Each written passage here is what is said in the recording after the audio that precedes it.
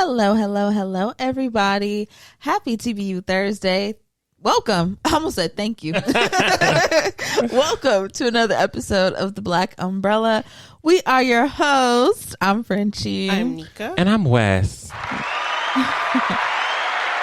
y'all. Hi. How you doing? I'm doing well. I'm doing swell. Today is a special episode. Today is a special episode. We got invited to do something really cool. So I'm going to give y'all a little breakdown on that right now. So PODCASTHON reached out to us and asked us to be a part of this huge global charity podcast event where we got to pick a charity of our choice and basically just tell you guys a little bit about it, tell you how you can support and all that kind of good stuff. So shout out to PODCASTHON for finding us and letting us know about this opportunity. This is so cool. If you have a podcast and you want to get involved, go over to podcasthon.com and you can see all the ways to join. But we picked, like I said, a cause near and dear to our hearts. Near and dear, y'all. Y'all know how we feel about literacy amongst the youth. We have a strong feeling for literacy amongst youth. Strong. Okay. So the charity that we chose to support today is Teach My Kid to Read. Already. Can we get claps? Yes, Teach My Kid to Read. Absolutely. Already. Okay, so Teach My Kid to Read is the first and only nonprofit to work with public and school libraries to provide equitable access to resources that support literacy for all. Isn't that so cool? I thought that was dope that they bring together public and school libraries. I thought that's kind of cool, like on school campuses as well as, places to go around the city and libraries. I do too, especially since some schools don't have libraries. Exactly. Yeah, some schools don't have libraries, which is so crazy. I mean, we went to one. Yeah, I was supposed to say we didn't have a library. Oh, we did. Yeah. We went to one. We didn't have a library. Didn't we? We did not have a library. I think my only library I ever had in school was elementary, and that's it. I didn't have a library in middle school. No, we had one. I went to Curtis. Though. Yeah, I went to Century Academy for Excellence, yeah. New charter school. I think I was like the second class there. Shout out to being in second class twice. Twice, baby. Can you believe it? Wow, exclusive. But yes, Teach My Kid to Read, they create awareness about resources of decodable books. They provide library staff education and assist with access and operational support so that libraries and schools can create collections of decodable books and literacy hubs. Teach My Kid to Read works through libraries and schools, servicing districts and communities through individual donations, fundraisers, sponsorships, government funding. Hey, I hope y'all still getting that money, baby. You better be. Okay, grants, e-commerce, and fee for service. The long-term outcome of Teach My Kid to Read's work is to create awareness and meaningful access to decodable books, helping all kids learn to read. You can volunteer if you want to get involved with Teach My Kid to Read. You want to help literacy around the world. You can. Teach My Kid to Read welcomes volunteers to help with outreach events with libraries or to contribute specific skills that further their mission. And if you want to learn more about ways to volunteer, you can email them at info@teachmykidtoread.org and indicate how you would like to help. They work with libraries and schools, so let them know where you're located and what's around you and how you can help out. They also have something really, really cool. It's called the Decodable Book Partnership. And they are what they do is that they partner with decodable book publishers. And if you're like, girl, what the hell is a decodable book? Because you done said it a million times. Basically, this is like books where you read aloud, right? They help you out with sight words and things like that. Sound spellings, like I said. And they basically team up with publishers to just give resources to help literacy around the world. So shout out to Teach My Kid to Read. You can find out more teachmykidtoread.org. Yeah. Shout out. I love that. And yeah, I guess we can. Perfect way to start off the show. Okay. Talking about literacy. Okay, let's get into word of the day. And yes, she is a bitch. BICTH. And in that order. Now that's someone who needs Let's a teach literacy. her to read. You know, read, write, and spell it. Teach my mama D to read. We all have strengths in some, and mine is spelling. Mine, I'm no strength there. I have some strengths, but I'm really strong in writing and reading. The spelling is always going to get me. So, you know, Mama D, I see you. And maybe not for that word, because it's pretty, you know, That we know how to spell 5 letters. finite, but other things, you know, I see you. Okay, the word of the day is incognito. Great mode. Incognito, with one's identity concealed, appearing or living incognito, in secret. You're concealing your presence from the vast majority. Yeah. My question for you is, if you were a well-known figure in society that wanted to be incognito, how far would you take it? I know what I would do. What would you do? I would go the Michael Jackson route. Like, I don't know if you guys have heard stories or seen videos, but I mean, when you're that mega famous, you can't get away with the Joe Goldberg look. You can't get with the hat and the jacket. That ain't gonna help you, okay? So he used to like do full blown like prosthetics, and he would go to like the grocery store or just to the mall or something just to be normal amongst people. So I feel like that's what I would do. I would go so extreme with it. Why not have fun? Yeah. If I'm gonna do it, I'm gonna go full out. True.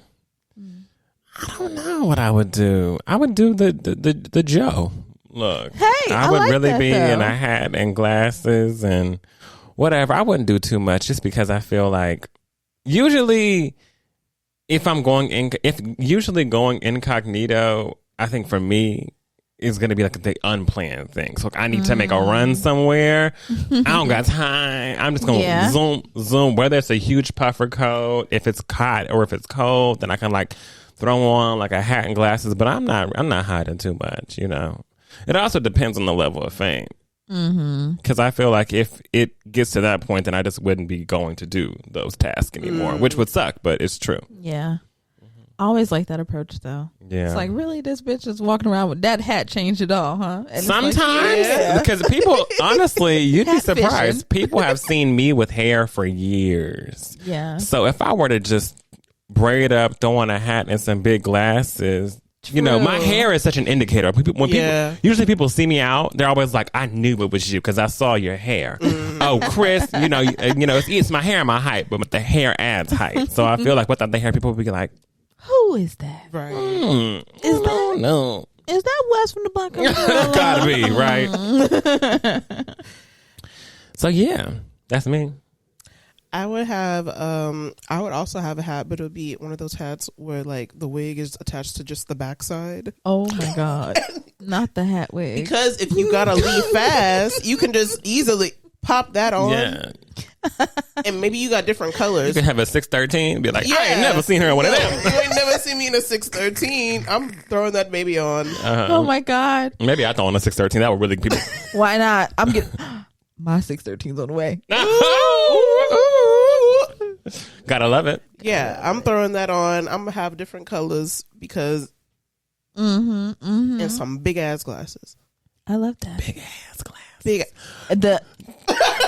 like a certain someone. Like a certain somebody. like Real a big ass certain pulpitter. with her big ass. Miss Burrell. Burrell. Burl. Just like Burl. Oh my goodness. Well, let's go ahead and get into For the Birds. Yeah. For the Birds is the part of the show where I just look at social media. Okay, I see what's going on, what's popping, what's going down, and then we talk about it. Now, the first thing was yours is mine, right? Like, was your like My man is my man. Yeah. Right, like we share stuff. Oh, like, no, not like, wait, hold on. Not men, though. But you know, I mean, you know the concept. Like, what's mine is yours, yours is mine. Yeah. Right. Well, Joe Budden, master manipulator, God, master gaslighter. This man, I don't know how he does it. I don't know. He fools the people into making fools of themselves on his podcast and online. But hey, so there's this clip floating around from a latest episode of the Joe Budden podcast where I guess it's like couples day. Okay, there's like 4 couples here, and I guess they're just talking about relationship stuff and probably being like in media and in their, you know, entertainment and stuff like that, and having a relationship and blah blah blah, right? So there's this one couple, I don't know their names, didn't really care to find out. So this couple, though, the woman is she's a divorcee, right? And she has children, and she's dating this guy, right? This is a couple, and so they're having a conversation about finances and about prenups, right? So, child, if you watch Love Is Blind, you know about a good little prenup by now, okay? But basically the man is saying in the clip, like, oh, but you know, like, I love her, and you know, I feel like that should be enough, and you know, I don't think she would try to get over on me or anything like that, so I wouldn't get a prenup, you know, unless like maybe like she make more money than me or something. Like, I don't know. And then she just stayed a little silent and like, okay. And he was like, well, what about you? And she was like, I mean, I do make more money than you. And also, I have kids. So like, we would get a prenup. Like, when is that time for us to get married? Like, we're going to get prenup. There's no, because I have assets that I want to protect for my children. So no, I'm signing a prenup. And baby, his whole demeanor changed. His whole everything changed. The way he was sitting, the way he was speaking, the way he was looking around the room. He started getting nervous. Like, hold on, wait a minute. I ain't gonna have nothing. I ain't gonna have nothing. Wait a minute. You gonna have what you have. So then he starts trying to convince her, like, well, I mean, all of the money though, like all of it, all of your, you know, stuff. She's like, yeah, I mean, mine. I have kids. It's gonna be for them. Plus, I worked hard for it, and also some of those assets came not only just from me, but from the kid's father as well, from my previous marriage. Like, we both worked to obtain things to pass on to our kids, and I'm gonna protect that, like, moving forward. And he's like, but like, what if I like needed it though? Like, what if like I needed some money? Like, what would you do? And she's like, I mean, if you needed money, I would help you, but I'm just saying, when we get married, like, I'm signing a prenup. We're not getting married without one. And that shit, he was shook.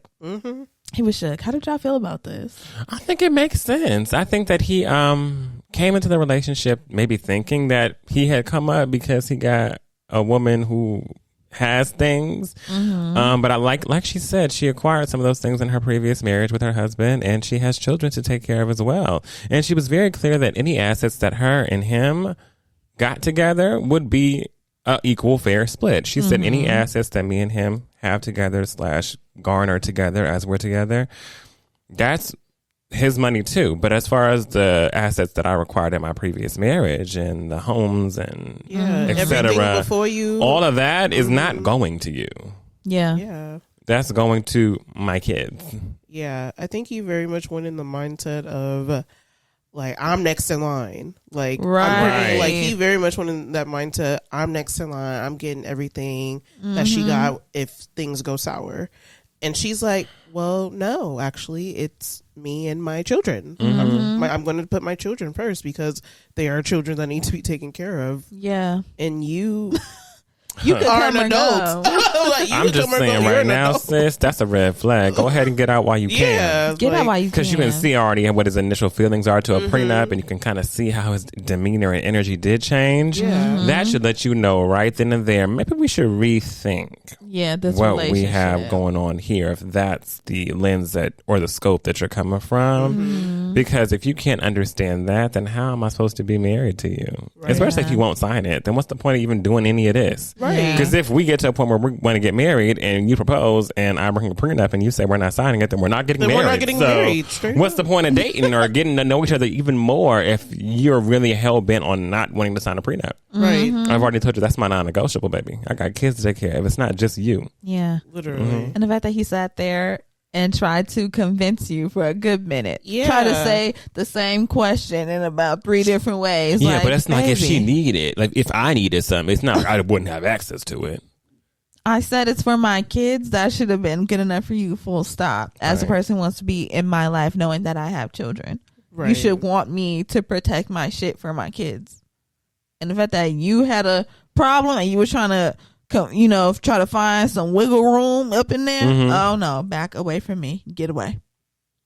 Devil, get from me. Away. Immediately. Oh my goodness. But sometimes people do sign that prenup.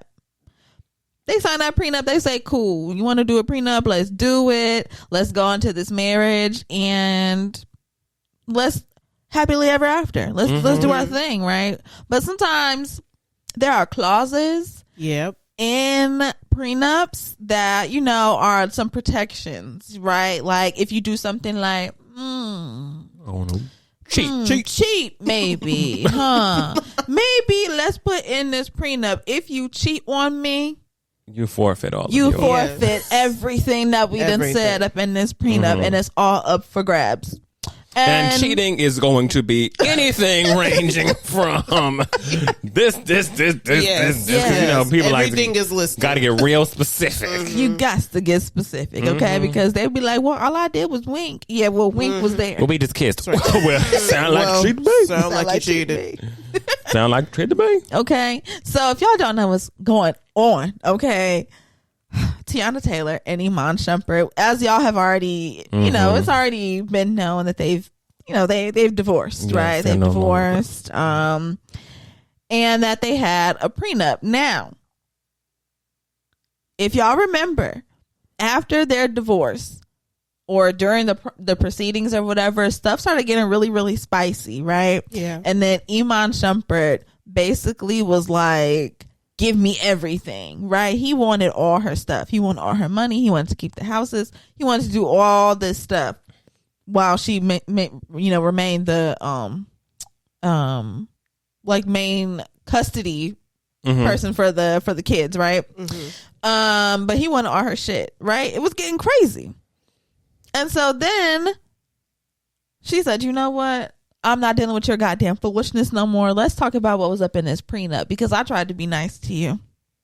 And now you're trying to come for my stuff. That's for my kids and for me. Okay. So let's go look at that thing. What did article? Yeah. Page 2. Yeah. It says, if you cheat on me, fuck this prenup. And wow, what do you know? You cheated on me. So guess what I'm finna get? And let me tell y'all what Teyana Taylor got.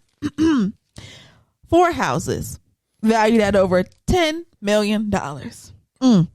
A one-time 7-figure payment. They don't say how much the 7 figures is. All you gotta say is 7 figures, and it sounds good to me. 7's enough. 7 is good with me. Okay. That's on top of the assets that I acquired that are also. Wow. Various luxury vehicles, including a $300,000 Maybach, a $70,000 Sprinter, and a tour bus. Okay. Now I could go on tour. She also retains 100% ownership of all of her companies. And furthermore, Iman Shumpert is obligated to provide $8,000 per month in child support for their daughters and also cover the full cost of their private school education. That's how you win.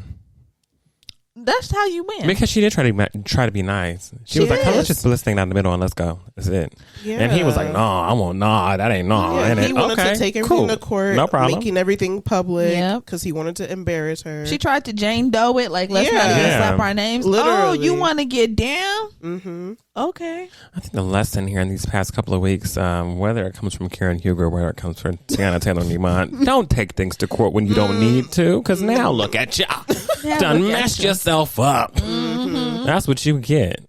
And Nika and I were watching the Real Housewives of Potomac reunion. Yeah. Mm-hmm. And I thought that it was so cool how, Wendy is one of the wives on Real Housewives of Potomac, and her husband Eddie as well. Mm-hmm. And they were talking a bit about the things that they have set in for their kids and like their will and trust and whatnot. Yeah. Was it their will and trust or their inheritance? I think it was their inheritance. Like, something in the nature of or their trust. All the things their kids will acquire, in general, like as they grow up. And one of those things, what I thought was so cute and cool was, I think someone had said something on or commented on, is it true that Wendy, like your kids don't get, because on the show she talked about how if the kids get a master's degree, then they will get X amount of money, but like if they don't, then they don't get that money. And they were like, so your kids don't receive any money if they don't get a master's degree? And Wendy said, I didn't say that. Mm-mm. She said they receive something regardless. She said, but I have incentives placed where if they decide to get a master's, they'll get extra money on top, and if they decide to get a doctorate, then they'll get extra money on top of that. And if the different decisions they make in their life to elevate themselves in their careers, if they choose to do so, they will be rewarded with extra money, but they'll all get something regardless. But it's just it's something to incentivize. Like, I mean, if you do get your master's, you should just go and get it, because then you get this. You get this. It's something to help incentivize the kids, which I thought was pretty cool. Yeah, that's really cool. And if you choose not to, that money just gets distributed throughout, but just not to you. Okay. I like that though. That's cute. A good idea, right? I would love to do that. Because either way, you're getting something. Yeah. I'm just putting these incentives. I like that. Lovely. That's all I have for the birds. Real short, simple. Something real short, cute. Real simple, short, cute. Protect your assets, actually, because one last thing, baby, because you know who didn't protect their assets? My girl Journey Smollett. Oh my God, yes. Oh, I did see that. Journey. He is eating over you. Journey. From your childhood days. Goodness gracious. Journey Smollett. Okay, if y'all don't know, at one point she was married in her life. Okay, she was married. All right. And she thought she was so in love with this man and wasn't really thinking of her career and what was going to be happening, in the event of divorce. Right. Right. They go ahead, they go off, they get married. No prenup, no nothing. Right. They have children and everything else. Still no safeties put into place. Right. And they go ahead and they get a divorce. Eventually, right, the marriage comes to a close and they get a divorce, right? So, from that divorce, I think it was like a little bit messy. He wanted money and things like that. And I know that she was having to pay him like child support, right? On top of that, she was having to pay him like some alimony, right? Now, today, in 2025, okay, they have been divorced for years. Okay, they've been divorced for years. 2025, this man says, I think I need a little more, actually. And let me tell you what he's asking for, because he already got $1 million with the divorce settlement, and also $7,000 in child support and alimony from her. This is what he's getting, okay? He said, ooh, I think now I actually need half of your retirement money. Yeah, your 401k. Yeah, your Screen Actors Guild pension. Yeah, I think I need a little bit of something of that. Yeah, I need it. I just need everybody to protect themselves in these situations. Protect yourselves. I don't care if you have nothing. I don't care if you have nothing. You're going to have something. Yeah.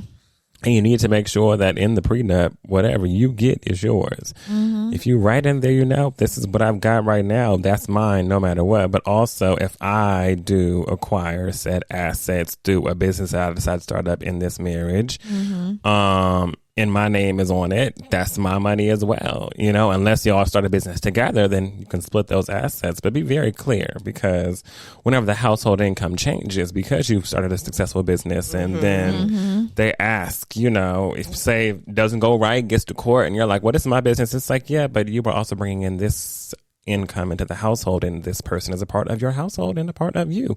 And they would like half of whatever that is, because they're saying they contributed ideas because of pillow talk conversations. Oh yeah, I was talking about that. Remember whenever you asked me about this, and you never know. People will keep tabs on them shits too. Yes, you think I'm playing?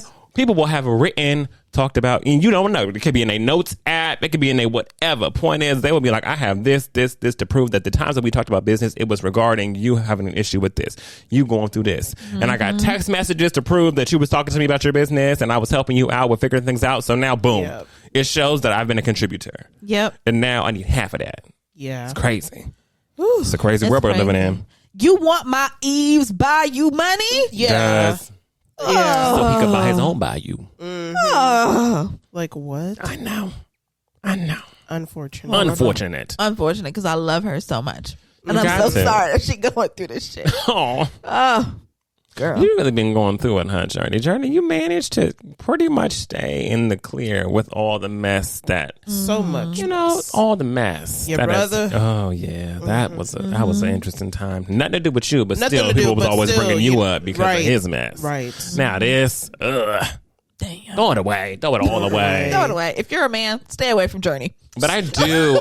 I would love to see Journey in something else sometime soon as a leading lady. Last we had was Lovecraft. That's the last thing we had was Lovecraft Country. Yeah, so good, stellar. So I can't wait to see Journey back on our screens, and I know that in the near, because Tyler Perry did Tap You for Temptation, and you did do that along with my girl Brandy. Yeah, I just would, if he taps you for anything else, let it be something of quality. I am never going to knock Tyler Perry for knowing that, although there may be few things, there are still things that he has made that have quality. Why did I get married? One and two? Yeah. Quality. Yeah. So if he taps you for something like that and you got a nice also, get into it, baby. But I would love to see her in something again, no matter what it is. I agree. Me too. But yeah, Journey. Yeah. That's all I got for the birds. Let's go ahead and get into our Pay It Dust and our shining moment. Our Pay It Dust.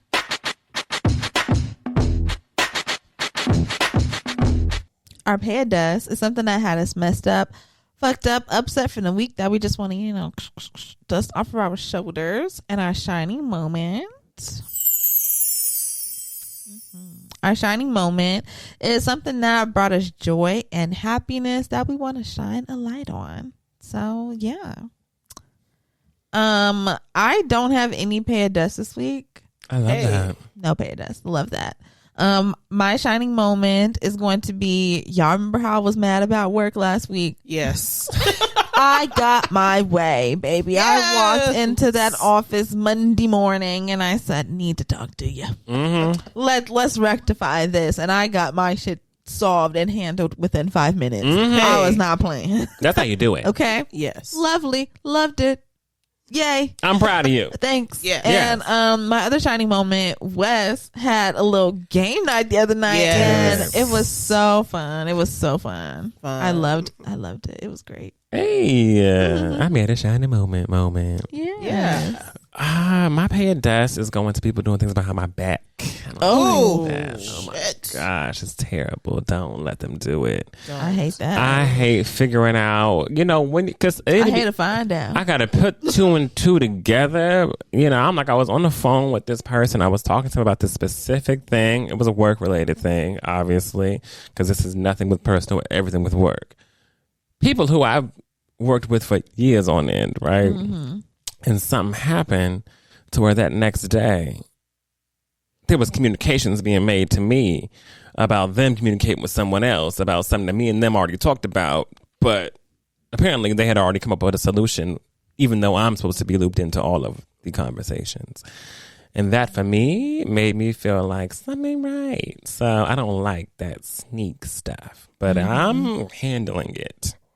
Because there will be conversations that I now need to have with multiple individuals on how to go about protocol. Let's talk about the chain of command. Let's talk about it. Let's talk about it. Because I should be looped into all of these emails and these conversations. And if y'all are conversing on the side, that's fine. But I should be updated on that because you know why? I'm in charge of these specific things. And I cannot do my job correctly if you are not communicating with me. So that is that on that. Shining moment, my game night. I had an amazing game night with all my friends. A lot of people came out, which I was happy about. You know, I was a perfect number, truly. Yeah. And it was just great food, great drinks. We went through 3 bottles of tequila. Oh, did we? We did. Yes. They're all empty and they're all in my kitchen. Oh. And we got halfway through the 4th. And that's the bottle that you brought. Yeah. So I don't know how all this liquor. I mean, it was a lot. It was a lot of people. It was a substantial amount, but still. I just don't remember it flowing that way. Oh, baby, remember it. I mean, from we went through shots to making drinks. a full bottle of prosecco, and 3.5 bottles of tequila. We did, yes, absolutely. And the rules. And a wine. And then whenever you look at they have wine and and whenever you look at the bottles of juice.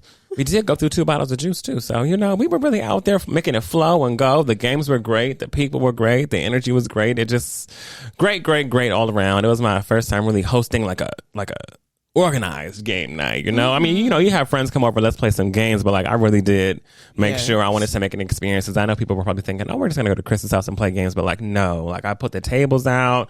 I put the games on the table. I got us some food. You know, I put some covers out. I made some cute cup decorating stations. Like I was rules. I just wanted to make it fun, you know, like something to where it's not just your regular game night. Like you're coming to game night at my house. So that's my shining moment. Casa Chris. Casa Chris. I don't believe I have a pay at dust. No. My shining moment will be game night. I mean, he said it all.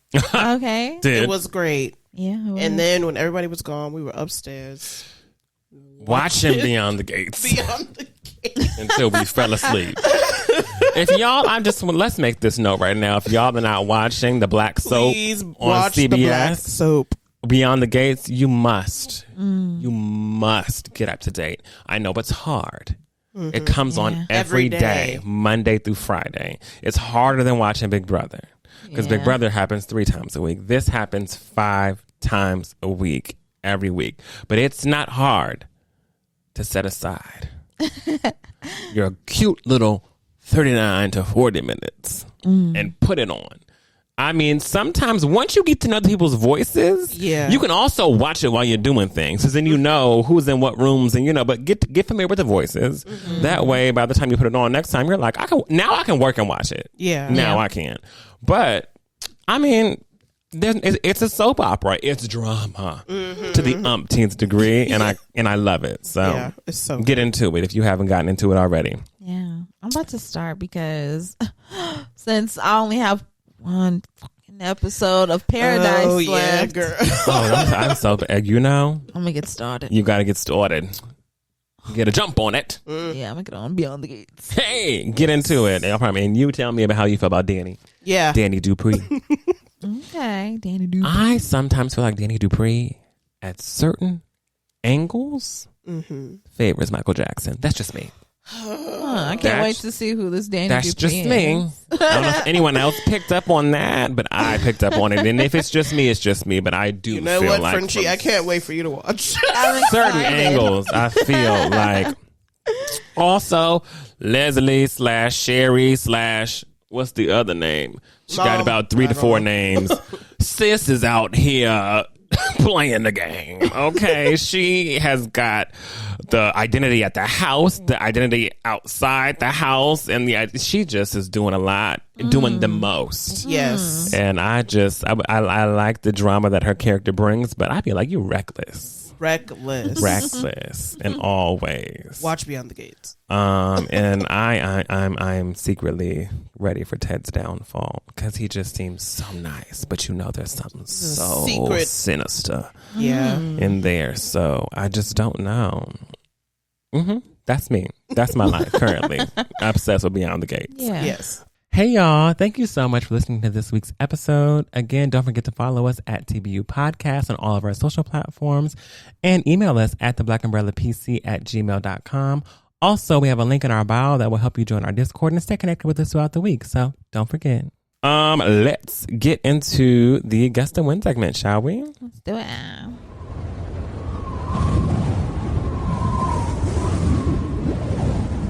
Yeah. Get into it. Welcome to the Guest to Win. I am Wes. And again, this is a segment that we're going to use to... What am I saying?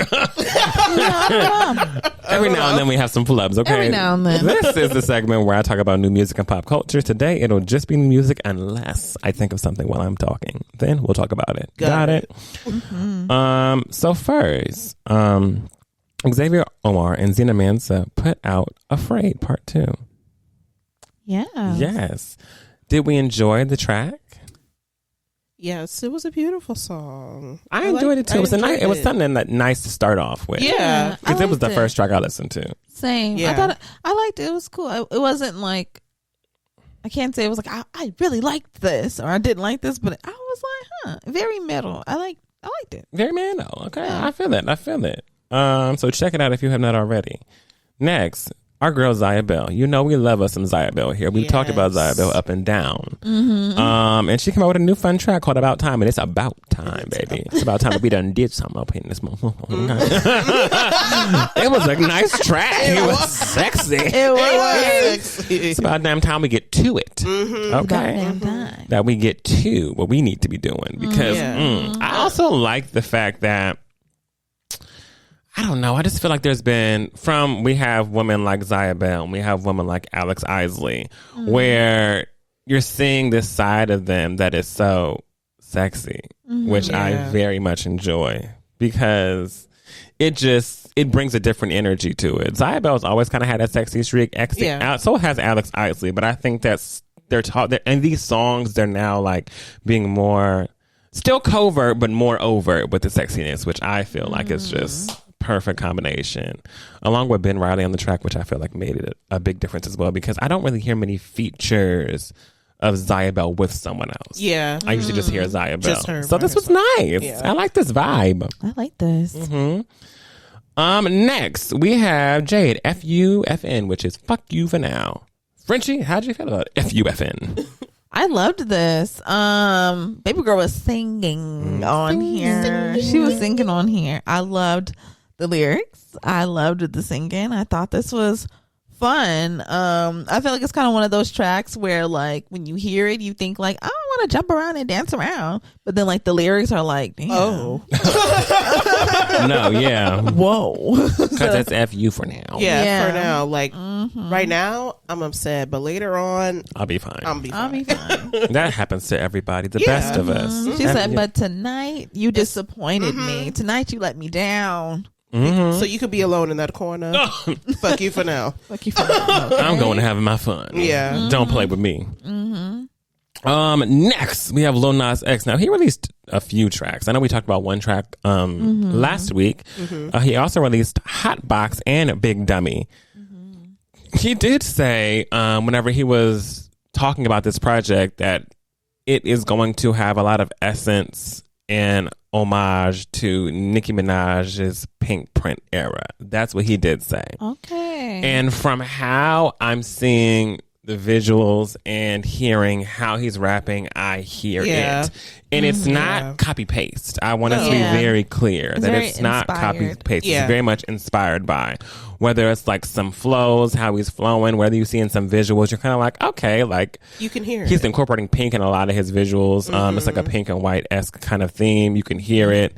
And I have really enjoyed these tracks. Hot Box especially, which is like, I guess, the leading single out of all the singles. Because that one has well, I mean, they all kind of have a little music video. Well, Hot Box has a music video. Everything else has like a visualizer, if that makes any sense. Yeah. But either way, I really enjoy what he's giving us currently. I think that Hot Box is very fun. I think it's for everybody. I like that Lil Nas X is comfortable at his status and stature, being on a mic and being his real, true, authentic self and talking his mess. Like, he's not changing up the pronouns, baby. It's he. Okay. I'm digging out my pick me. Oh. Yeah. Okay. Okay. I know that's right. You know, he like big. And he just wants to have fun. And I think that that's important. And that's kind of needed in this time, especially whenever it comes to being black and gay in the music industry, where a lot of people feel like it needs to be covert. He's the overt, and I will always. Like, at his age, especially, it's been years now since he's been a little bit more overt with his sexuality. Yeah. And I just feel like that's a brave thing to do at that age. Especially knowing what your main fan base was originally, like how you built it off of that country song. And being like, I could either stay in this direction or I could really go in a direction that's like, people just will not, you know, expect. And in that, he has probably lost some of his fan base in the beginning, but overall I think it's nice to have a refresh. And he very much, I remember he went on Instagram and he was like, you know what, if you followed me since Old Town Road and you were into it but now you're not into it anymore, that's fine, unfollow me. Get away from me. I do not need that energy over here. But if you're also discovering me in this new light and realm, then please stay with the ride and enjoy what I have in store for you. And I like that. So go Lil Nas X. Rooting for a nephew. Yes. How do we feel about these two singles? I loved them, especially Hotbox. Yes, Hotbox is so good. That's just really good. In the video, I just love it. The whole like pink and white, like Barbie house aesthetic with this rollout has been like really cool. And I think there's like a website and everything that's set up for it, and it's like each single is like him in a different box with like in a Barbie box, but like wearing different things, letting us know of his different characters. Like each song is a character. So I just feel like it's really fun. And it's thought out. I love when people have fun. I like a thought out plan, and I always just love whenever he employs all the black gays, honey. I'm like, baby, you are dancing with the black gays or in the videos. Like, I love that. Twirling your hips. Hey, a little something. We know Lil Nas X is not the best dancer, but he be doing his little thing. So he has fun. Yes. Next, our girl Chappell. New single, The Giver. Immediately when I put that thing on, I said, I'm gonna like this one. I'm gonna like this one. Okay. It gave us Shania Twain playing. Yeah.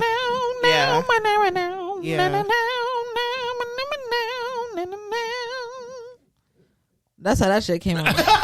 It is. What'd you think, Nika? Oh, I loved it. It really gets you to tapping your feet. Like Frenchie said earlier. She said, tapping my foot. I said, yeah. You get that thing and you like, let it go. Sing it, Chappell. Sing it. I get the job. Hey. This was really good. I listened to it the whole time I was in Ross yesterday. Hey, that's the place to listen to it, honestly. And I was looking for a shower head, so I was on my Babisha the Builder. Yes, perfect song. Definitely gave, Canary in the coal mine. Definitely did. Took some lines, baby. Loved it. Gotta love it. Next we have Aminé came out with Familiar. How did you like it, Frenchie? I love this. This is fun. A little fun dance track. Yes. This is like, fun house. Aminé doesn't miss with the house. I think he really does kind of make it perfect, which I think I like. I like the lane for him. Yeah. And I feel like you're able to really play with your sound when you're using house. Because there's a distinct sound of it, but you're able, I think the scope for house is just a bit more... Yeah, it's very wide. It's very wide. Wider than being in the box of like hip hop, rap, R&B. Like, you can mix those elements within the house. All of it. You're able to really invite different genre bending sounds into your music whenever you're involved in house, because as long as it has that house base, you can put anything in there and it'll just like amplify it. It's like, it doesn't work for everybody, but for some, it works. It works. It's like building a Sunday. And for Aminé, it works. It works. And it continues to work. Next, we have K-Camp came up with a project called Built Different. How'd you feel, Nika? I enjoyed it. I just feel like K-Camp always got something that you want to turn on, you want to turn it up, and you're just like, yeah, this nigga here. He's doing the thing. I was not ready for that. He gets the job done like Chappell. Okay, come on, Frenchie, how you feeling? I was a fan of this. I said, damn, K-Camp. You're just always coming out with these real cute little 30-minute heaters. And I loved this. My favorites on it were Consequences, Bet, and Just Need Love. Okay. What were your favorites, Nika? Bet, It Was You the Whole Time, Just Need Love. All right, bet. Mine were none of them. I didn't enjoy the project, so I wanted to turn it off, but I listened to a good portion of it and realized it just wasn't for me.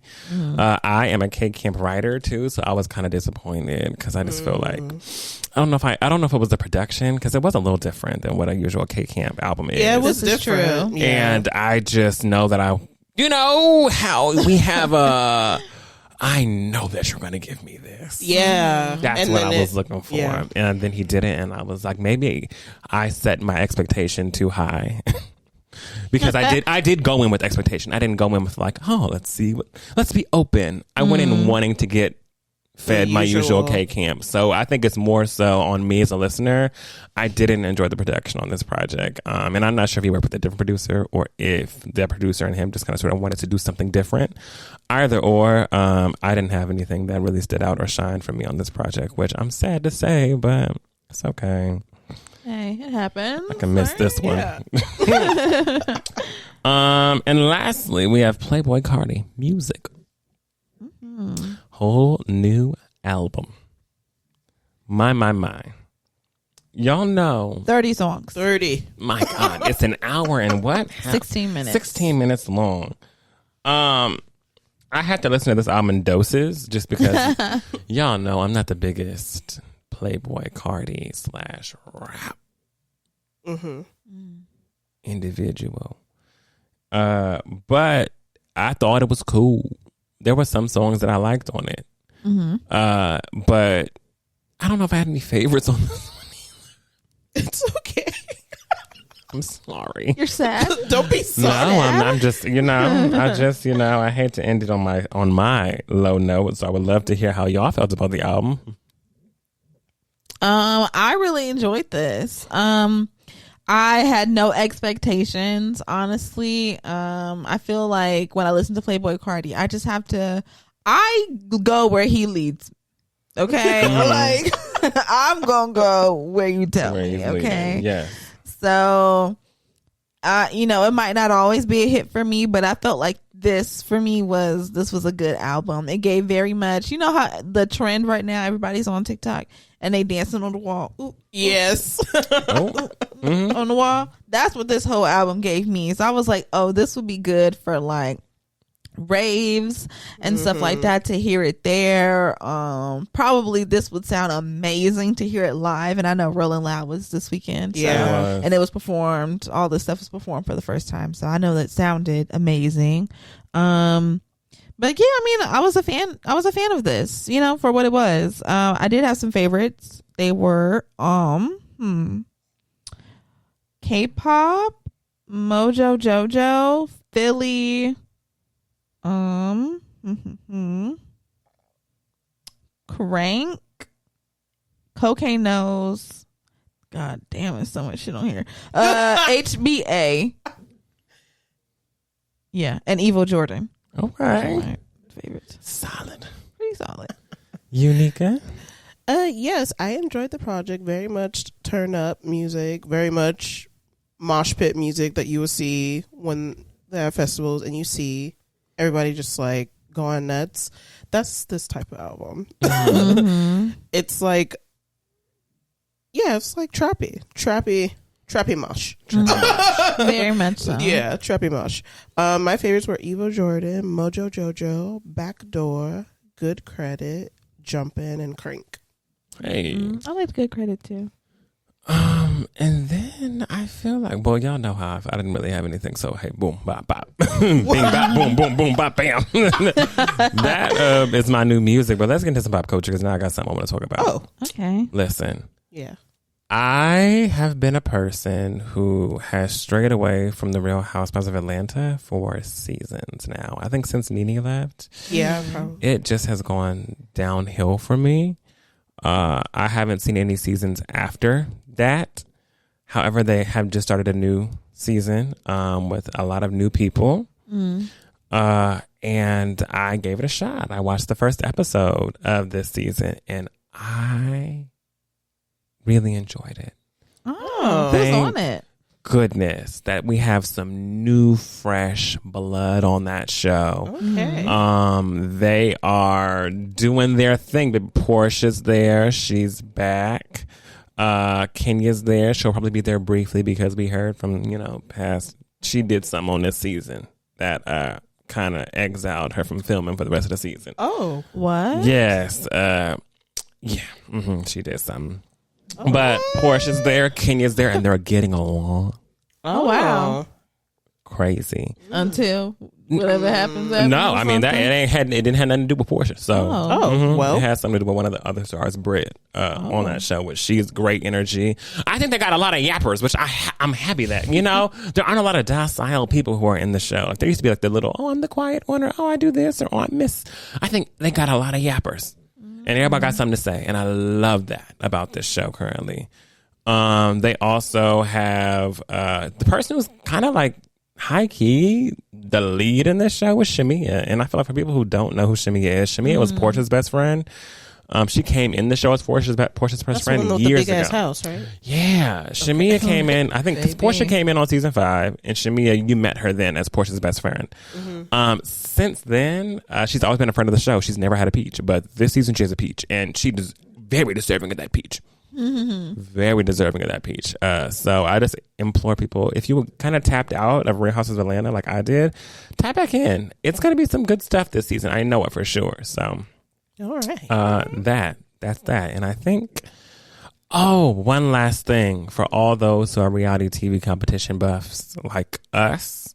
If you have not watched Temptation Island, God, you please are playing yourself. That's all I gotta say. That's all I gotta say. Wow. I'm tempted to do a Temptation Island just episode, a little small short snippet, kind of how we did the Kendrick Lamar Super Bowl. I'm just saying, I have a lot to talk about, but if y'all have not watched, I would say please go and watch. We should start doing those. That would be so fun. We should. Just because we really do be in our reality TV, especially reality competition shows, and we've been wanting to talk about the shit, but it's like, we have everything else to talk about for the show. So yeah, that would be nice. Little mini-sode. Yes. Turn that on. Turn it on.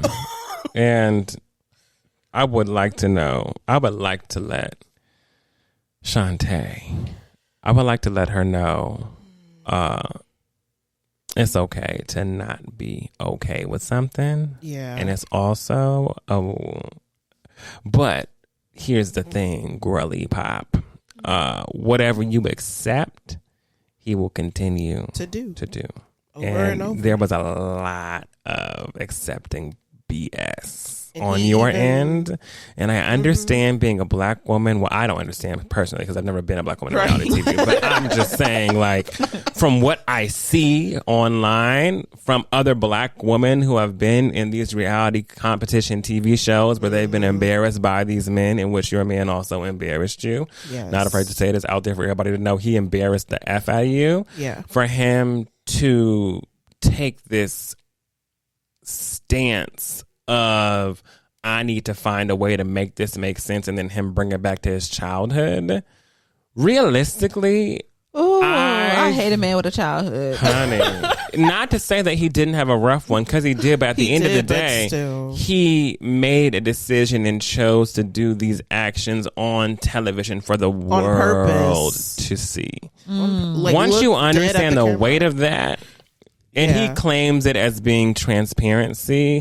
I claim it as some BS, but he also was very, very confident that he would get you back. Yep. And that's he said she's gonna forgive me. I just anyway, there's more men and more mess to talk about on this season, but that specifically sounds like Peter Gunn's activity over there. It was not great. It was not great at all. It was not great. He knew exactly what he was doing at every step of the way, from beginning to end. He knew a manipulator. Oh my master God, manipulator. Let me watch. I need to watch truly. that too. So yeah, get into it if you haven't done it already, because we might do a little something on it if we all watch it. So. Yes. And that's it on my end for the gust of wind. Yeah. Yes. So now I'll pass it to Nika for our Under Our Umbrella segment. You ready to get under that umbrella? I'm ready. Put your umbrellas up. All right. So crisp. That was that's right, I didn't want to say nothing. I did. Shoot. It was 1 point. Mm-hmm. that scared me. So today, basically, it is going to be spring soon. It is. You know, the new year started. Now we're in March. And, you know, when spring comes, you want to do some spring cleaning. Mm-hmm. You want to get out some things. You want to let things go. Whatever it may be, right? Some people started the new year when the new year actually started. And some people are, you know, picking a different day because maybe you had a rough start. I'm thinking August 20th. No, literally. The new year starts on my birthday. Literally. At this point. And you can start whenever you want to start because, again, it's your life, babes. Mm-hmm. But for spring cleaning, I wanted to talk about spring cleaning for your mental, like clearing out things out of your head, and then move into like the physical of like a common place in your house. It could be your bedroom, living room, wherever you are most in your space. We'll be talk about clearing it out. My first question for you for your mental is, what is something that you've tolerated that you don't want to anymore? You want to clear it out. I don't want to tolerate this shit anymore. What?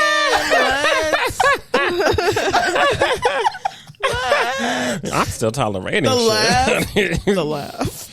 Oh, does anyone want to lead this one? Right. I mean, I am trying to working just on it. not. No, it's fine if you're working on it, but if you don't want to tolerate anymore and you're like, I'm working towards not accepting this. Yeah, I don't want to Yeah. tolerate bullshit anymore. I feel like one thing I always say is like, I hate liars. Yeah. I hate liars. But every time liars come around me, I just let them sit. It's It's your kryptonite, honey. You want to evict them. and I hate it so much. It makes me feel like horrid. Makes me feel horrible. Yeah, so I'm like, I don't want to accept that kind of bullshit anymore. And also, this is something that I've started doing. Is like just speaking up more. Yeah. For myself, you know, like when And something you did bothers that at me. work, girl. Exactly. Yeah. Like I did that at work. I was like, whoa, that felt so big to me. My heart was thumping. I'm not gonna lie, and it's just because I don't know how someone's going to react. Like, you know, if I feel like I'm saying something that might like upset somebody or throw a wrench in plans, like I don't want to say it, you know? So that was like a big step for me, like just doing it anyway, because it's what I want to do and like what I know was right, you know? So, Yeah. What was the question again? I'm sorry. What is something that you don't want to tolerate anymore, whether you're working on it now or whatever it may be? Like, what is something you're like, I don't want to tolerate this behavior anymore, or I don't want to tolerate how somebody's moving, how whatever it is. Gosh, y'all. I don't want to tolerate delusion anymore. Amen to that. Amen. I don't want to tolerate it. I don't want to entertain it. I have been very straight-laced to myself about how certain things are in my life and certain things that I have been delusional about. Because we love a little delulu every now and then. However, it's gotten to a point where this cannot be the norm, y'all. Like, we must. Okay. We must get out of the delusion and step into the reality, okay? And the moment we do, y'all will know. Yes. But until then, Amen. we're waiting. Wait. Because just know it's eye is on the sparrow. I is on the sparrow. Nika hates that song. Yeah, I do. I don't want to tolerate mediocrity anymore. Ooh. From I wish I could snap. mostly adults, because there are a lot of adults that feel that you should tolerate certain things because they feel like that's all that they could give you, should give you, would give you, whatever the case may be. And they don't want to be better and present themselves better for their sake and for yours. And so they want to settle for mediocrity and then hand over this mediocrity to other people and have them take it. And they want you to just take it, deal with it, and be like, hey, at least you got something. And I just feel like the bar is so low for so many things that when you're given like that one thing that is good, you want to be like, oh my God, like finally, this is so great. Yeah. But it's so mediocre and you shouldn't settle for it. So I don't want to tolerate it anymore. Okay. I feel that. Yeah. I agree. Yeah. Don't want it no more. Don't half-ass with me. No. Yeah. For what? I'm not half-assing with you. Why can't you give me, better reciprocation of what I'm giving you? There goes that word. Reciprocity. Reciprocity. Yes. Okay. Is there a negative thought that you have frequently that you would like to clear from your mind? You want to sweep it up, sweep it out, get it out of your brain. And it probably comes, let's say it comes like 2 times a week, 3 times a week, whatever. It's a thought that is a constant in your brain. Maybe it happens when you're in certain situations and you get in your head about it and you're just like, fuck. Yeah. Sad to say. Yeah, there is. I always have this like negative thought of like, I'm trying to word it in the correct way, but I definitely have a reoccurring negative thought on, will I ever have my own anything? Knowing that I will, like I know that I will, but it feels so attainable. I just feel it sometimes it just feels so unattainable because I'm just thinking about. Okay, well, will I ever own a home? And once I do own a home, well, all these things that I want in life, I'm just like, will I get it? Because things were so different back in the day, and our parents and grandparents were able to own things and acquire things just a lot easier than our generation has due to a lot of different things. But I'm always in the headspace of like, will I have my own and be able to really say like I'm standing 10 toes down on my 2 feet. Yeah. And I don't ask anyone for anything and I don't need anything from anybody and it is all me. I feel like that's a really big luxury. Yeah. One thing I do not want to always have to own, listen, as long as the phone plan is not in my name, that's one thing I'm okay with not owning. I love a family plan, honey. Whatever it is, a family plan, keep me on it. But other things, right? Like just things on like having my own apartment, having like my own car, having my own everything. Yeah. I just want to be able to acquire. So that's like a negative thought that reoccurs in my head. And I know that it's not a true one, but it's still one where whenever I look at my finances and I look at how much it costs to get approved for this and that, and by the time, even if I say I can't afford these things, once I afford them, I will have little to nothing left over. Right. So it's like, I can't even have fun, you know? So that's one thing that I want to kind of get rid of in my mind. And also the thought of, I'm never going to find nobody. Yeah. Niggas gonna always be shit. I just want to have some, I want to have this stance of believing in people in a way that is healthy. Amen. Why do I always have to believe in the niggas that ain't shit? You know? And I use ain't shit loosely. But still, there are ain't shit things that have happened to me with a lot of people who I've been involved with where I'm like, I really believed in you. What happened? And then I kept believing in you. I know. I just would love to meet someone who I believe in and they actually believe in me and then they actually just like do what they say they're going to do and they actually, pick me first. I'm chosen. A lot of things going on to where I don't feel like I'm winning in a number or I don't feel like, oh, if it wasn't for, I don't like that feeling. It comes from a place of like inadequacy. Inadequacy. Thank you. Yes. It comes from a place of inadequacy and feeling like, why wasn't I the one? Like if I'm bringing this, and this to the table, and they only bringing that, how come I'm the one feeling inadequate? Yeah. And how come I'm the one feeling like I'm not bringing enough? How come I'm overqualified? Okay, yeah. How can I? Exactly how I feel. Yes. So, yeah. Ooh, you just said it all right there. Said it all. Because I was thinking the first thing you said about like, will I ever have my own? That definitely is something that is constantly swirling through my brain. Also, the second thing you said of like, when it's not even, I can't necessarily say if it's like that I feel,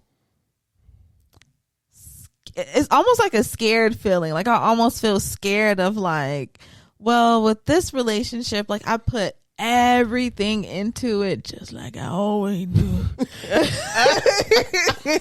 Just like I always do. But it's like, okay, I put my everything into this relationship and it's like it's not working, but like I want to keep trying. I want to keep working. Like, no, it's gonna work if I just do a little extra, do a little more. Like, you know what I'm saying?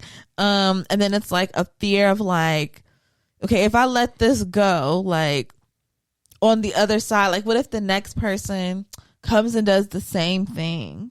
Like, and I accept it the same way for the same long ass time again. Or what if the next person, sometimes the fear is also like, damn, what if I end this and then I go on to the next relationship and it actually is everything I always wanted, and then I'm feeling like guilty of like the time wait, like I should have left that so much so much sooner. I could have had this so much faster in my life, like it's kind of like scary. I don't know. Yes, it's definitely fear in that.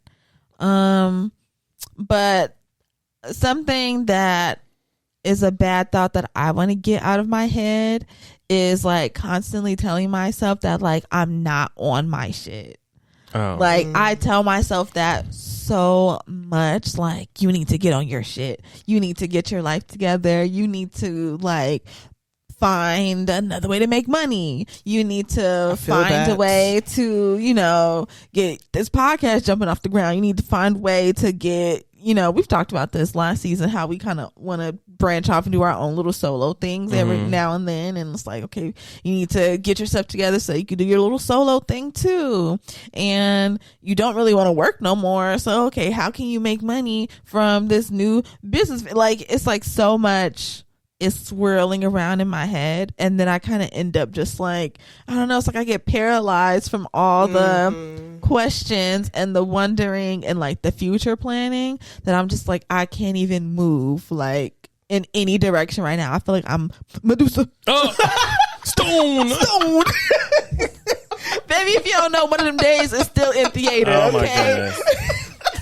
Medusa. Every time you look at that.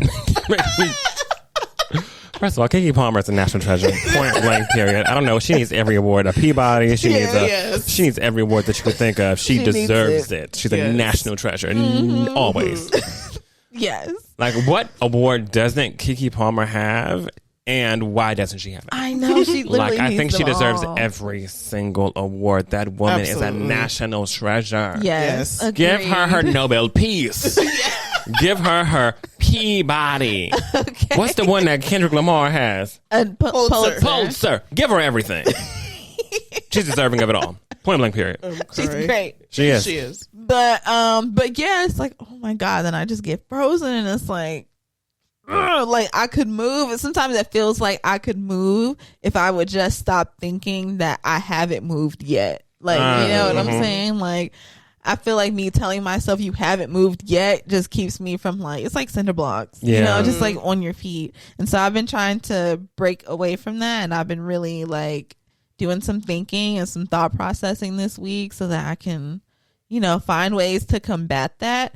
And also I've kind of just been trying to get comfortable with feeling like it might feel dumb while I'm doing it. It might feel like it's not going anywhere while I'm doing it. It might not feel good. It might feel uncomfortable, but like one day it won't feel uncomfortable. Mm-hmm. You know, like one day this will be fucking second nature, and you know, I'll be able to enjoy the fruits of my labor. Like, you know what I'm saying? It's just getting to doing the labor. Yeah. So that I can have my fruit, you know? Yeah. Mm-hmm.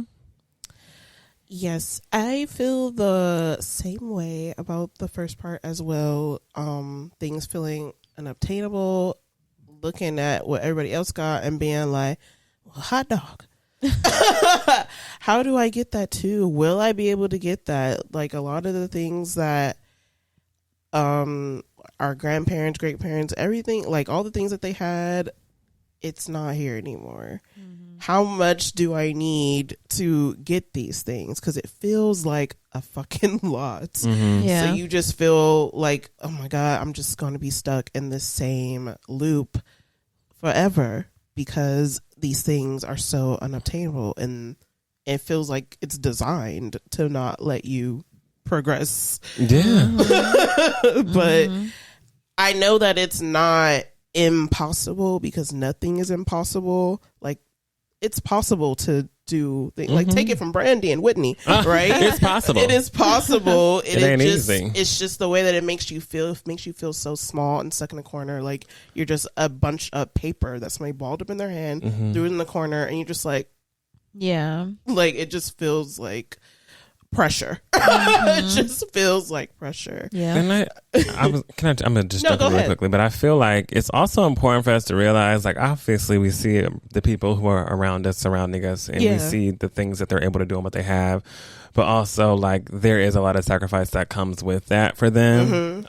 You can't have everything at one time, Right. Yeah. Realistically, we do not know what's going on in people's pockets behind closed doors, right? Because I know right now, if I had to pay rent along with all my bills, and then a miscellaneous car charge comes up, well, you got to pay $600 for a new tie or this or that or that. Right. I know. I'd be like, you know, right. You know, but Seriously. then you kind of realize that feeling is never going to escape you, no matter what you do, where you go. You could be living in the best apartment, best car, best this, best that, but really still be struggling because you're like, yeah, I've got this best stuff, but also people ain't counting that. You know, I had to pay $2,000 to get a transmission fixed last year. Right. That just came out of my account like, what? You know, imagine that. But now imagine putting that rent on top of that and having to put that on credit, and you don't know where people's money is, where it's going, and what they really got. You know, people like to show you what they're doing, but like how much of that is really paid off. Sometimes none of it is. Yeah. And we just vibing, baby. Right. To write it out. I love your trips. Yeah, honey, I'm still playing for all them trips from 2 years ago, 3 years ago, you know, so you never know, you know? Yeah. You never know. That is so true. Another thing is with thinking that I don't deserve things, like whatever the case may be, even if I am qualified for certain things, just feeling like I'm not enough, or I don't have enough of the knowledge for whatever it is to do the thing. Yeah. Okay. Next question will be the same, but with a positive thought. Is there a positive thought that frequents your mind that you're like, I gotta keep this around because it keeps me going? I'm getting money, bitch. I'm gonna get that money moolah. That's all I'm thinking. Positivity. I do speak positivity on the pockets, baby. Amen. It's very much of a double-edged sword, right? Like, I'm in this mindset of, damn, am I ever going to own anything? But I'm also in a mindset of, it's coming my way. It's coming my way. It's a constant battle in my head, a tug of war. But that's also a constant thought is, I'm going to get this money. I'm going to get this money, baby. In whatever way, shape, and form that God has in store for me, it will be gotten. Yes. Sorry. Yeah, mine recently has just been, I don't know. I am just having so much fun with the fluctuations of my body right now. And I feel like at the start of this year, you know, I was sad. I was going through a breakup and I was like returning to bad habits all over again. And well, not necessarily bad habits. Well, I mean, I guess whatever the fuck. Less than I was doing stuff. Less than desirable. I was doing stuff. Okay. And I was kind of just like, you know, basically like reverting or whatever. And for like a hot second, like the hottest of seconds, I started to feel just like horrible and low-key dip into a little bit of like body depression, you know. But then it was like the most random thing. Like I have like mirrors, like the way my bathroom is set up. It's like my mirrors are right in front of like my shower and stuff like that. And so like, I don't know. One day it was like I just got out the shower, and if y'all don't know, without these glasses, wow, who are you? Who am I? If I don't have my glasses on, sometimes I'll be like, who is she? It's me? Oh, that's so funny. Like, and I just got out the shower one day, and then I don't know. I just like caught a glimpse of my body in the mirror, and then it kind of just made me realize like how long it had been since I was like comfortable with looking at myself in the mirror. And then I don't know, a switch just flipped, and I was like, bitch, you look good. And so now like pretty much every time I walk past the mirror, like if I catch myself, it's not like, oh, I'm going to look at myself, but usually it's like those moments when I catch myself and I literally am like, damn girl, like you look good. You got something going. You know, like that happened today when I left my cycling class, and you know, they have mirrors in there, and I was just walking out the door, and I happened to just catch a glimpse of, you know, the way the booty was looking, and I was like, damn girl, like you look good. And Make so some shake. I've been telling myself that so much lately, and it's been great. One of my positive thoughts that keeps me going involves all of my friends. I be like, your friends are good. Your friends are amazing. I love my friends. If I didn't have my friends, honestly, whoa. If I didn't have my whoa. So that is a thought that it keeps me going. I'd be like, I am so blessed to have the people that I have in my life to give without ever needing anything in return, even though I do return, but to not feel pressured. You see all these weird discourses on Twitter or whatever it may be, and you're just like, oh my fucking God, like, these are your friends? If my friend invite me to their birthday boat party, why you asking me to pay for the boat? If you can't pay for the boat yourself, don't invite me. Like, all these transactional ass friendships are not real friendships. They're just connections that people are having, and they're gonna end up losing. Yeah, they're not real. They're not genuine. There's no kindness in it. None at all. I'm like, y'all are not real friends, right? Yeah, like, why are your friends being mean to you? Those are not your friends. When people, when you know people's birthdays come around, and sometimes I'll always catch somebody talking about how they planned a dinner and nobody showed up, and I'd be like, what the fuck? Huh?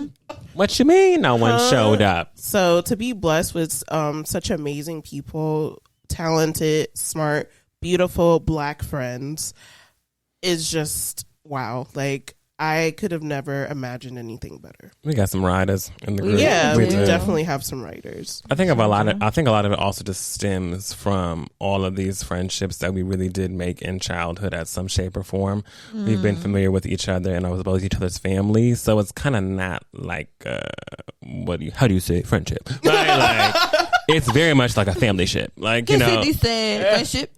Right? Like it's like a family ship. Yeah. You know, like we all have each other's parents' numbers. Like, you know, we all really, we can rock. Like, and I know that both of them can go to my house and I'm not there, and they will talk to my parents and they'd be cool. Yes. And like, it's just something to where we have a friendship that's not just leaning on the communication of the both of us. So I appreciate that as well. Very extended. You know, my family invites my friends to all my stuff. Yes. I get invited to all y'all's family stuff. So I just feel like it's so much deeper than, because if one of us wasn't around, it very much would be like, what's going on? You know? Yeah. And if one of us usually isn't around, it's because of something good, whether it's someone moved or someone got a new job and did all these things and now they don't got the time. But either way, it's never like something where it's like, oh yeah, we was at dinner and I don't know, they was just being fugazi and I don't know what's going on. And it's like, I've never been a jealous friend. And a lot of friends are jealous friends. Like, oh, they have what I want, or oh my goodness, I can't believe they got to find a way to talk shit about somebody. Yeah. And make no mistake, we friends. I can confidently say that we probably done talk shit about each other. Hey, that's what friends it's do. Like it happens. Like, you know, don't feel like in your friend group everything is just like roses and dandy. You know, I know she done said some shit behind my back. I know she done said some shit behind my back. I talk shit about y'all all the time. But they also say it to my face. Like, it's not, these aren't things that, you know, like these aren't things that are, they may deliver it to me a little softer than they might have delivered it to someone else. Right. But it's never out of spite, you know. It's usually out of the care of something. So if we see that one of us is being treated poorly in a shape or form, or if we see that one of us isn't doing, like, you know, it's very much like, what's going on here? Like, why they not doing that no more? You know, it's never from a place of, I wish I had that, or I wish I want that. No malice. No malice. Always just like, hey, you know, shit happens. But ain't nothing too crazy now. Don't play. Yeah. We're real friends. Yeah. Sisters.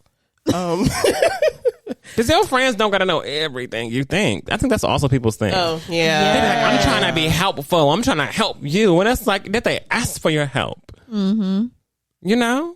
We're not the friends who just voluntarily give help to each other even if not asked. Usually, Frenchie, Nika, me, if asked, we will help. Yeah. But outside of that, what good is your opinion on something if that person isn't in a state to receive it, nor if that person did not ask for it or does not want that help?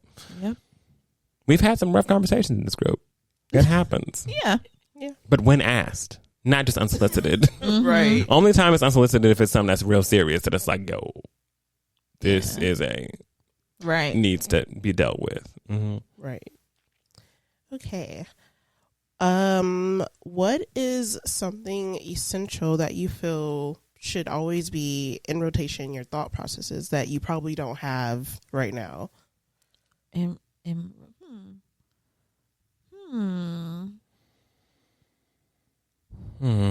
Maybe I'll adopt a little bit of what Wes said. I would like to adopt that. Yeah. Like, it's coming to me. It is coming to me. You know what? That's so funny. Actually, I had a mirror moment. I be having my Issa Rae in the mirror. I'm not even lying to y'all. Like, I have my revelations in the fucking mirror. And this is something that I just told myself like 2 nights ago. And I was just in the mirror and I told myself, like, you need to stop acting like you're trying to become this, you know, woman that you want to be.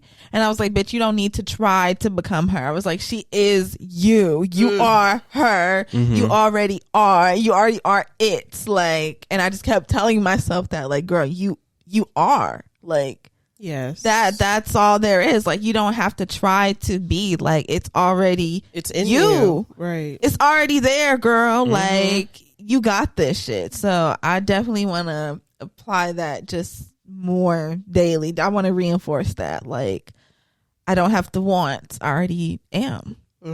I am. You are. You are. You are a legend. Okay. You are a legend. I am Will Smith. Oh shit, it's my turn. Hey. Something that I want to keep in my thought process that I currently don't necessarily have.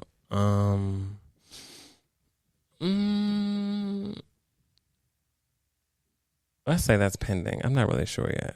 Okay. Since I don't have it, I guess I'm not sure what I want to implement into it. Maybe. I don't know. I don't know yet.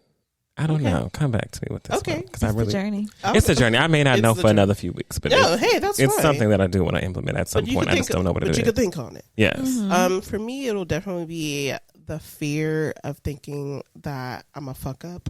That's gotta go. So if I can get rid of that and replace it with, girl, look at all the shit that you could do. Like Frenchie was saying just now, it's in you. Like, you can do these things. Like, you don't have to be terrified about things that you know how to do, but I don't know, the fear just really gets to me. Yeah, sometimes it makes no sense because you're like, I know that's not the truth. I know I do have these qualities, and sometimes you still tell yourself you I don't. still tell myself I don't. I mean, for instance, I have a job interview on Friday, right? Woo-woo! I am terrified out of my ass. Oh, yes. Because I feel like I don't qualify, even though they called me. You see? Right. They called you. They did. So that fear is eating at me as we speak, because I'm like, do I know what I'm talking about? You do. Do I know what I'm doing? You do. So that is something that I just want to brush out the room and put it away in a dumpster somewhere so it can leave me alone. Okay. When you're in a certain mental state, a really depressive one, or a joyful one, sometimes your room can reflect what baby what you're feeling. Do you feel that way? Do you feel that your room reflects your current mental state? Yes. In the moment it really does get cleaned up, you feel like but it just the what it takes to get to the place of I'm just gonna clean this shit it's exhausting. Yeah. Because it can easily not be done. Yeah, easily, and that's the easy thing to do, to just let it be. It's just something else to deal with that you feel like, you know what, I just can't right now. Yeah. And that's something that's totally in my control. Right. So it's just like, you know, it's like, even though you can control it, it is so heavy. It is so much that the thought of even trying to do it it shuts you down. It shuts you down in a way that you've never been shut down before. And then you're just curled up in the bed sometimes, and you're just like, or you just don't even want to be in that space. Yeah. You don't want to be in that space because it doesn't feel the way you want it to feel. Like, even though you know you're in this bad mental state, and you're like, but if I clean my room, I can probably, or if I clean whatever room you frequent, if I can just, lighten that up a bit. But and I think I always try to rationalize me not cleaning my room. Like, I'd be like, listen, I'm older now. I have acquired many a things, and I have just outgrown this space, right? Like, that's what I like to attribute it to. But I really do need to change my mindset. Boom, something I want to add to my mindset. Bow. That's not there right now.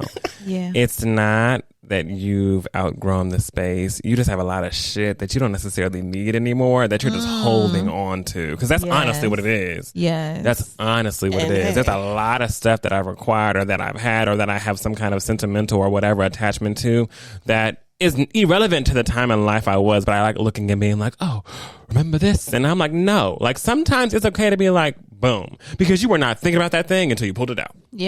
As far as I'm concerned, throw it away. And I think I have a lot of attachments to certain things. So I just feel like I want to acquire more of it's not about I have outgrown the space. It's about you need to start clearing out the things that you honestly do not need anymore. You have not worn this shirt, this jacket, this pant in forever. And yes, I just want to have it as an option for what? You don't wear it. Let it go. Like, watch how your closet thins out. Watch how all these shoes start to thin out. Watch how all your belongings start to thin out. All the things that you don't necessarily need anymore, that you're just holding on to, it needs to go. Yes.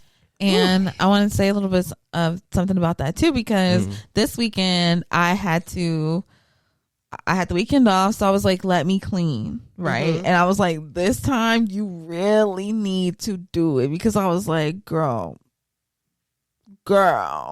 it's giving bad vibes, giving bad romance up in here. It is giving bad. You need to mayhem. It's giving mayhem. Okay, like, let's reel it in, And then I had to tackle that demon of, well, I could put it off, well, maybe I'll just do a little bit of it, or, that kind of thing. I had to beat that demon, because I was like, look, not to put the age thing on it, but I was like, girl, I said, we're almost 30.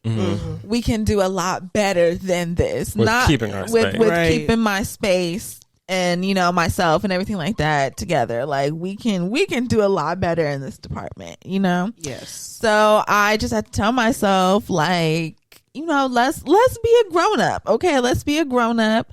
And I felt like I was starting to treat my time, like when I'm not recording the podcast or editing the podcast or at work, I started to treat all that time as free time. And I was like, Same. Baby girl, that's not free time. I was like, you actually have things to do. So instead of you being like, oh, I'm not at work, not doing the podcast, guess I'll just watch TV all day or something like that. I'm like, girl, you actually have shit to do. So like, let's get up and actually do that shit, and I promise you gonna feel so much better. So that this weekend, that's what I did. I had to clean my room. Like, it's not all the way done, but like I got 90% of it done. And I feel so good. Yeah, I feel so good. Like, I don't think I've had my curtains open, and I can't tell you how long, just because I'm like, my room's a mess, and I don't even want the light in here. Like, I was just in a bad, dark space. Like, you know what I'm saying? Like, mentally and my physical surroundings as well. And it's like, I literally, like, I woke up with my curtains open this morning, light coming in, feeling all fresh, like, it makes you feel more productive. Yes. So I'm like, let's we can do a little bit better. Yes, I feel that. A couple of weeks ago, I had started like cleaning my room and clearing stuff out. Had 4 bags of clothes that I got out of my room from just like getting stuff or stuff that didn't fit, or things like what said that you haven't worn it, you're not going to wear it, why are you keeping it? So I literally had to like, it felt like torture. Oh yeah, right. It felt like torture. So I'm like, but I had it for so long. It's like, you're not wearing it, put it in the bag. So I was basically like forcing it, like put it, let it go, put it in the bag. You don't wear that, put it away, get rid of it. Or just items that you like acquire that you just don't use, you don't need it, and you're like, okay, throw it away, you're not using that, throw it away, because it's just taking up space. It's just taking up space that you have. So now my bookshelf is a bookshelf. I like that. My books are in it, my perfume is sitting on top of it. The shelf that I was using for my books before, because I moved everything over, that's now where I have my records and my record player. Like, I'm making spaces for things that are supposed to have space, right? Basically, makes sense. So because one last thing, sorry, no, go ahead. Go to the next one, but I just wanted to say, just think about like the physical space that literally it gets taken up by stuff that we're holding on to that we don't need anymore. Like, I know for me, one thing that I've been like having a gripe about lately is like my clothes. I'm like, I don't even like my clothes. I don't even like the clothes that I have anymore. Like, this was like a style that I had years and years and years ago that doesn't even fit with who I am today and everything. But it's like, I'm just holding on to them just because, oh, well, they're clothes. I wore them at one point, but also having I need to buy new this, I need to buy new that, but then it's like, what, I don't even have the space because I still have other stuff. Yeah, because I got old shit. So I need to do that too. Get rid of my old stuff to make actual physical space for new stuff. New shit. Yes. Okay. Agreed. And I also feel like it's okay for folks to, like, if there's stuff that you collect that you genuinely want to hold on to, that's fine. Yeah. But just don't do too much, right? Like, my thing, also, fun fact, if you've ever written me anything, whether it's a card, whether it's a letter, it's there. I have all of that, but I have an idea for it. Like, like I want to make an art whenever I officially have my own home, which is, something like that I want to have. Every birthday card of love, whatever it is, I have it. And I want to do something with it to where you'll see different pockets of these cards framed or throughout my, my space, whether it's like in the bathroom or like in the living room or like there's a wall, then whatever it is, I have an idea for them, but I do keep those things that anyone's written me, I have. Unless you're a fuck nigga. It's gone. So majority of it's gone, but fun fact, most men don't write me things. That's really sad. But I'm the writer in relationships usually. Like, I can write down. But every now and then I get some good things from guys. Mm-hmm. Well, I feel like we kind of talked a little bit about this, only a little, but I want to ask, do you have anything in your room that triggers something negative that can definitely be discarded? No?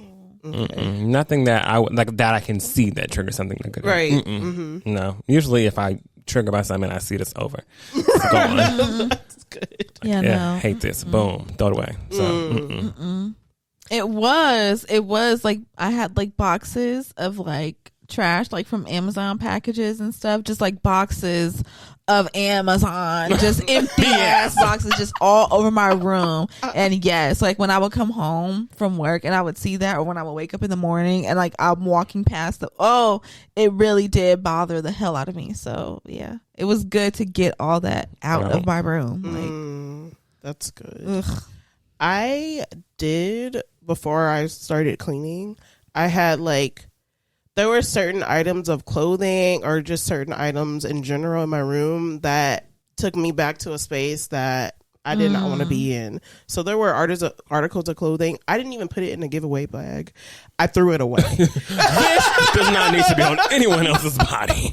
Get it out of here. This juju. I threw them. Yeah, I threw them away. Like a cup, a shirt, pants, whatever. Like if it made me think of something that I did not want to feel, I just threw it away. I did not give it away to anybody because I was like, I'm not giving this to the veterans, you know. So that for sure. And I have the same question, but for positive things. Is there something in your room that when you see it, you're like, oh, you feel all light and fluffy and you're thinking about something positive or a good memory with friends, whatever the case may be? Yeah, for me it's my turtle. Oh my gosh, I just love him. He's love of my life. But like outside of him, I have this little raccoon stuffed animal. It's literally like the first stuffed animal that I ever kept, and from there I kind of started like, I did start a little collection after a minute, but then I kind of like got rid of them. But that one stays. He stays forever. It just represented like I had a really great summer. I went to summer camp that year. And I went to like the fancy one for the first time, and I got to do pottery for the first time. I got to do archery for the first time. Same. Like it was so fun, and so that just represents like a great time in my life. Yeah, when I was carefree, having a good time just in the summer. I think I took my first selfie at that camp. We didn't know what selfies were at that moment, right? We weren't calling them that, but I do remember I took a picture of myself like that for the first time. Oh, just good memories. So he stays. Yeah. My little raccoon stays. I have a few things. I feel like one of my number one things is a letter that Nika wrote me like a while back ago when I was going through it. I keep it above my bed right in the center.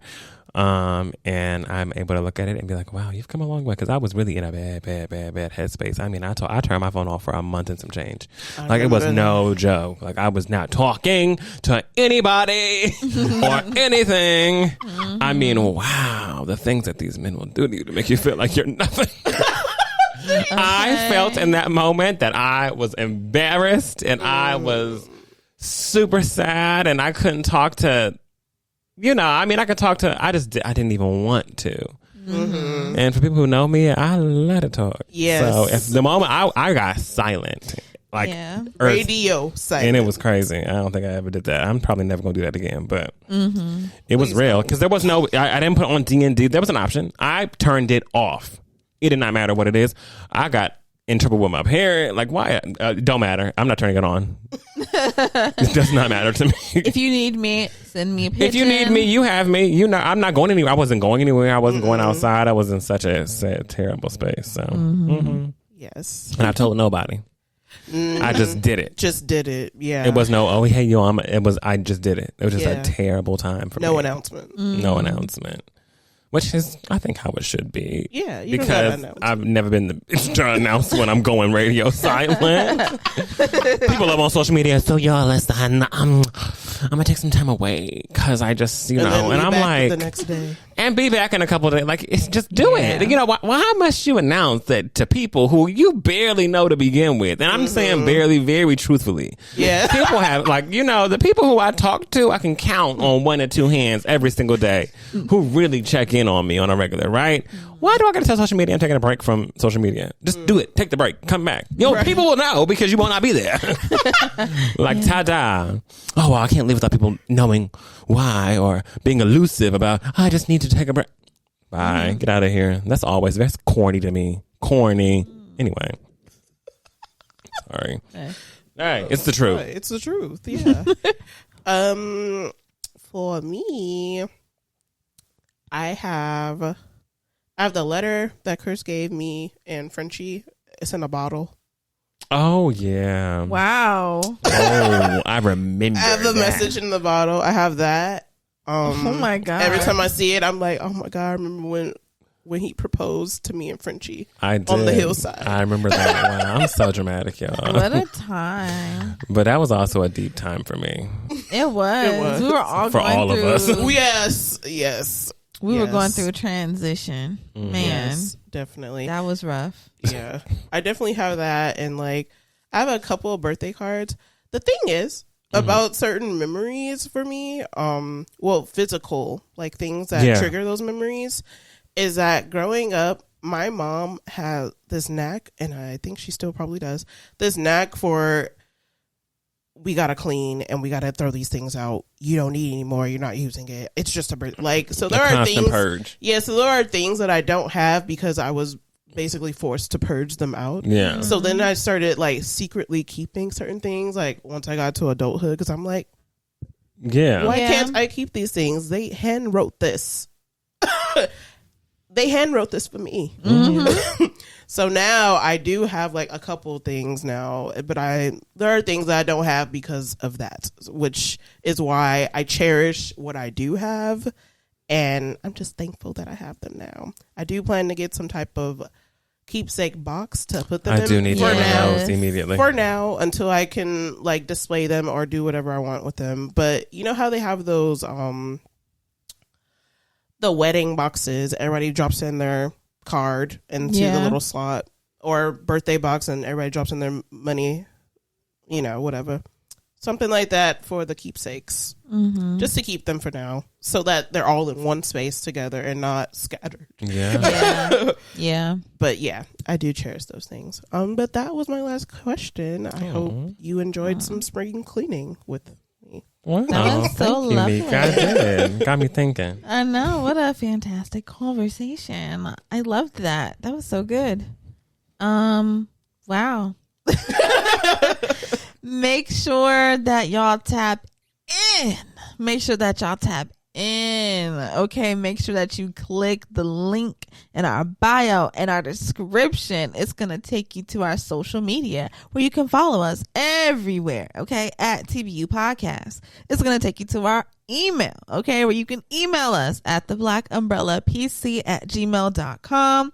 It's going to take you to the Black Umbrella Season 7 playlist. It's available on Spotify and Apple that Wes updates every week. Okay, it's going to take you to the Discord where you can join our little chat community. Okay, and we can talk about the episodes. We can talk about what you want to see in upcoming episodes and just your general thoughts, maybe on this week's Under Our Umbrella. It was such a good conversation. We could continue it over there, and we can maybe share what y'all say on the next episode.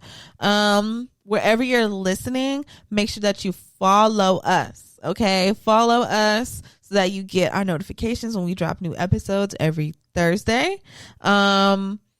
Leave us a rating, leave us a review, leave a comment if you can. If you're watching on YouTube, go ahead and hit that subscribe button, click the bell so that you get our notifications when we drop our episodes every Thursday, and leave a comment and give it a like and share it. And are you telling a friend to tell a friend to tell a friend to tell a friend? To tell a friend. Let's start at number 1. Are you telling a friend about this show. You must. You're sitting here listening to this show and you haven't told your friend about it yet. What kind of friend are you? What kind of friend are you? Hey.